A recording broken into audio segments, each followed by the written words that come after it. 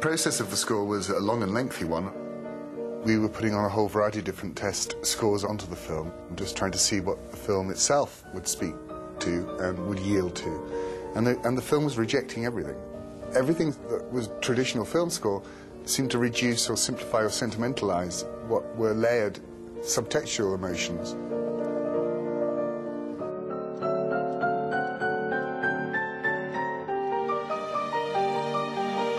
We all knew from the very start that this was a fantastically difficult film to score because it is not in a genre. A composer takes his cue from the idea of what kind of film is this. But this film isn't any particular kind. What we're really talking about is someone who, rather than writing what's called program music, is a composer in his own right. I would say there only are 3 or 4 in the world.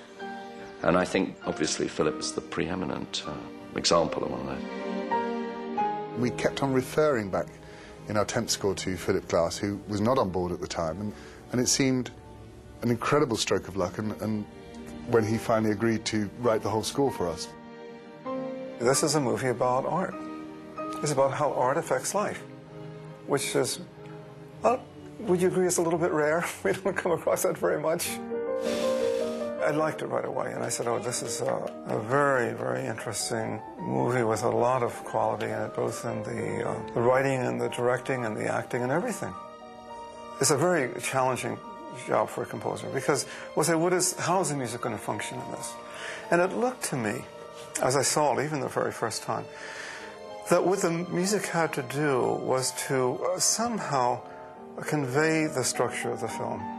The story is very complicated, and the music could take on a very important role in the film as I saw it.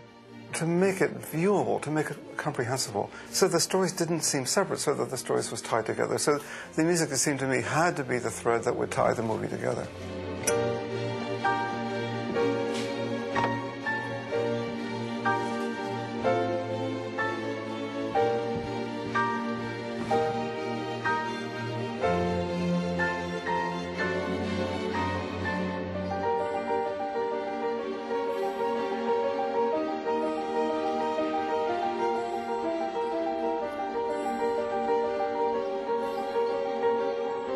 You might have thought you could have a different music for each of the periods. And I said, no, I wouldn't do it that way. I wrote the same music to go through all 3. As those characters reappear, variations of these themes appear, and so you have the feeling that the music at the beginning really is the music that you hear all through the film.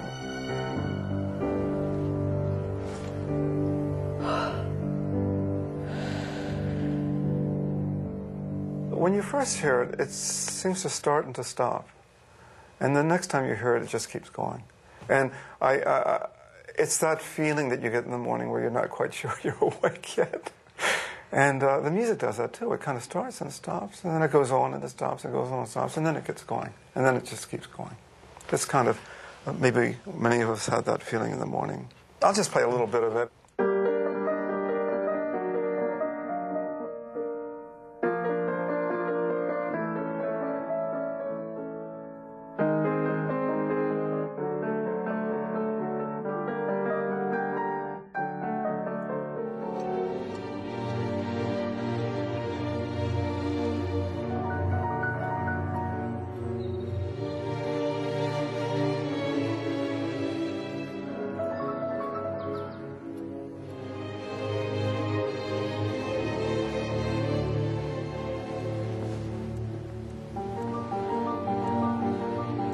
I chose the piano because I wanted an instrument that was very personal, that could cross periods very easily.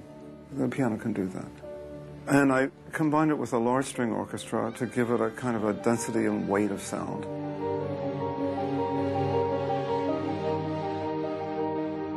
In the same way that we're looking back through time.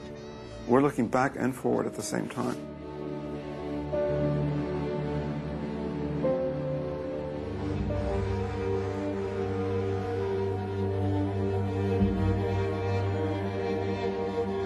At the very end, we hear the Virginia Woolf character, Nicole Kidman, is talking about facing life and how she has to face life.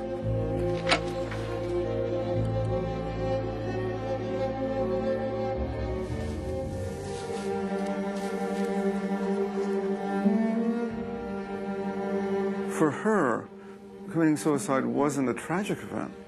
It was an act of volition which would complete her life in a way. It's an idea that comes up in Japanese literature more than in Western literature, that taking a life can be a fulfillment of a life, can be the completion of a life. So it wasn't done as an act of desperate unhappiness or insanity. It was done in a very different way, so that the music does not have to echo a conventional idea of death. It's more an existential idea of choice.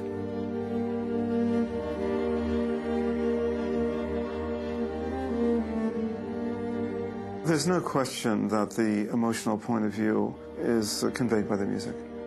Images are surprisingly neutral. Not that they don't have an emotional content of their own, but they can be easily manipulated depending on the music. So that the direction the music takes, it's like it's the arrow that you shoot in the air. Everything follows that.